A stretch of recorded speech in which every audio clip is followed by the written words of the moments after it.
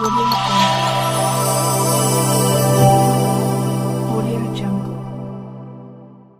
जनता से अगर कोई सवाल करता है तो जनता बोलती है मोदी है तो मुमकिन है। मोदी है तो मुमकिन है भाई, तो इसलिए मुमकिन है कि 115 रुपए का पेट्रोल ले रहा है, 100 रुपए का डीजल ले रहे हैं।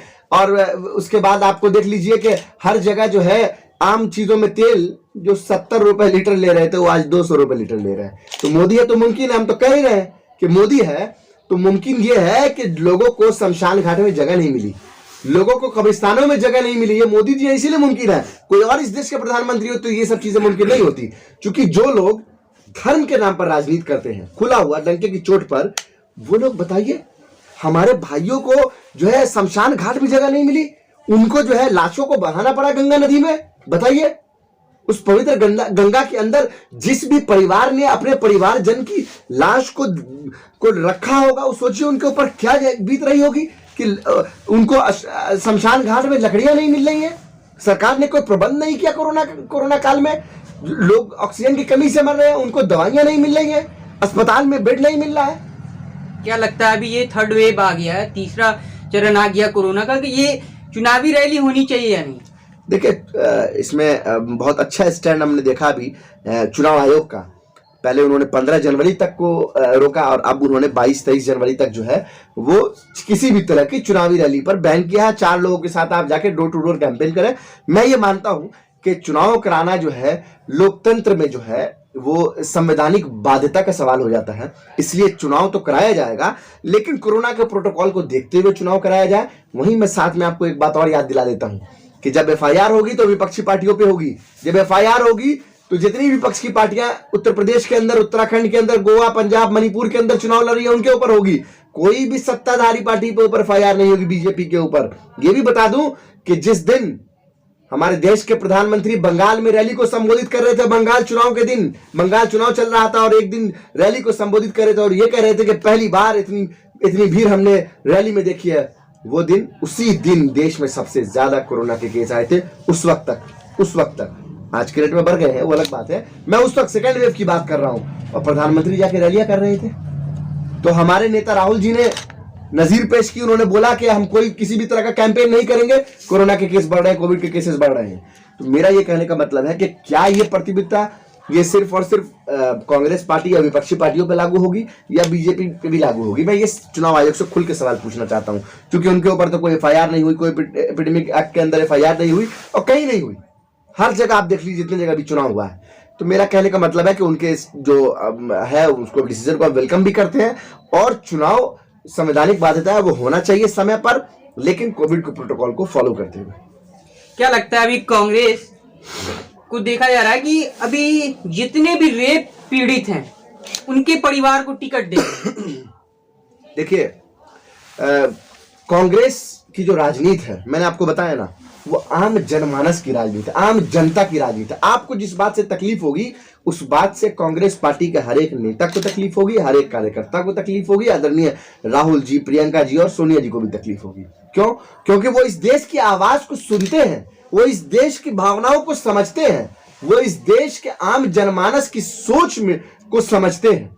इसीलिए जब लड़ाई लड़ने की बात आई, जब हाथरस की रेप पीड़िता की मां, जब आदरणीय प्रियंका गांधी जी से उनकी मुलाकात हुई, उन्नाव की रेप पीड़िता की मां की मुलाकात जब आदरणीय प्रियंका गांधी जी से हुई, तो उन्होंने बताया कि हमारे साथ यह अन्याय हुआ है, हमारे घर में 5-5 लोगों के साथ अन्याय हुआ है, 1-2 नहीं 5-5 लोगों के साथ अन्याय हुआ है और उनको न्याय दिलाने के लिए हम क्या करें?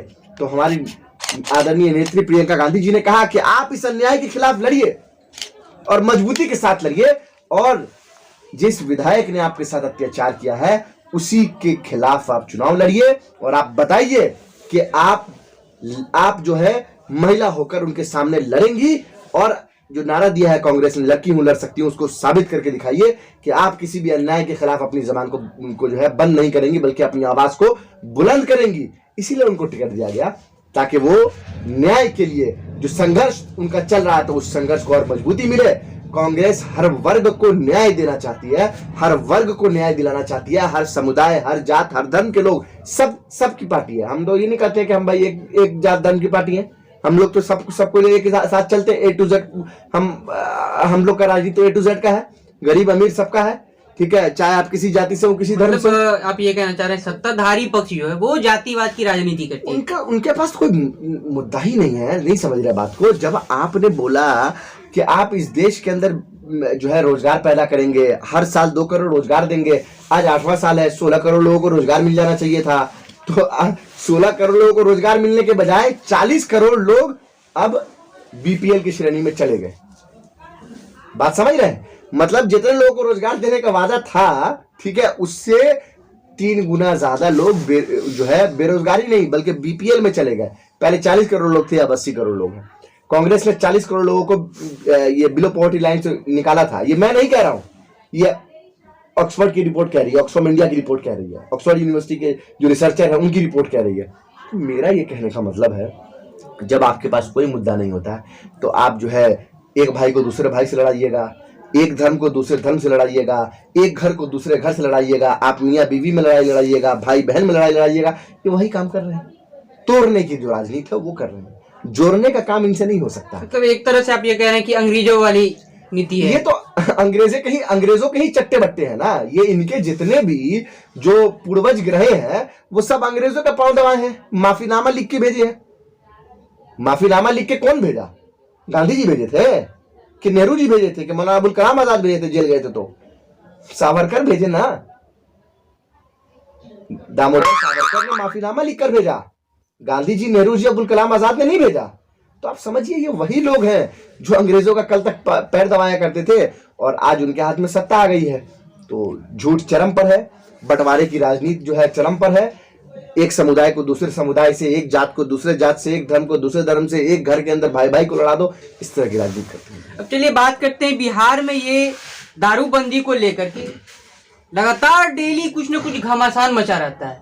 क्या लगता है ये दारूबंदी कानून पारित जो हुआ है, ये लागू जो हुआ, ये एक राजनीतिक मुद्दा बन गया या फिर ये हकीकत में लागू होना चाहिए था? देखिए, हम लोग विपक्ष में होते हुए आदरणीय नीतीश कुमार जी की इस पहल का हम लोगों ने पूरा सहयोग किया कि बिहार में शराबबंदी आप ला रहे हैं और इसमें इसका हम लोग पूरा सहयोग करेंगे, और हम लोग उनको सहयोग भी किए इस पे। लेकिन जिस तरह से शराबबंदी बिहार में जो है लागू नहीं हो पा रही है, ये अपने आप में चिंता का विषय है। अब आप देख लीजिए कि कानून तो बना हुआ है कि भाई शराब बेचना या उसका सेवन करना या किसी को सेवन कराना या उसको एक जगह से दूसरी जगह ले जाना, उसको तस्करी में माना गया। उसके बावजूद ट्रक का ट्रक शराब पकड़ा रही है। उसके बावजूद आप देखिए थाने तक में शराब मिल जाती है। थाना छोड़ दिए, अस्पताल में अभी डीएमसीएच के अंदर आपने देखा 99 कार्टून शराब मिल गई। अभी आपने देखा कि नालंदा में लोग जहरीली शराब पी के मर गए। तो भाई कैसा शराबबंदी कर रहे हैं आप? ये एक तरह का सिस्टम फेलियर है। ये पूरा सिस्टम फेलियर है कहीं ना कहीं। अब कभी बीजेपी के लोग बोलते हैं कि शराबबंदी का कानून ही गलत है, इसको हटा देना चाहिए, कभी इनके सहयोगी दल कुछ और बयान दे देते हैं। तो मैं ये कहना चाहूंगा कि आपस में जो उठापटक चल रही है एनडीए के अंदर, जदयू और बीजेपी के अंदर, कहीं ना कहीं ये उसी उठापटक का नतीजा है। क्योंकि डबल इंजन की सरकार है, तो एक बीजेपी के जो तमाम लोग हैं वो शराबबंदी कानून की अवहेलना कर रहे हैं। दरभंगा में जो पकड़ाया गया वो युवा मोर्चा का कार्यकर्ता था, पदाधिकारी था, उसका मंत्री, सांसद और विधायक के साथ फोटो वायरल है। मैं झूठ बोल रहा हूं तो बताइए, मैं आपको फोटो दिखा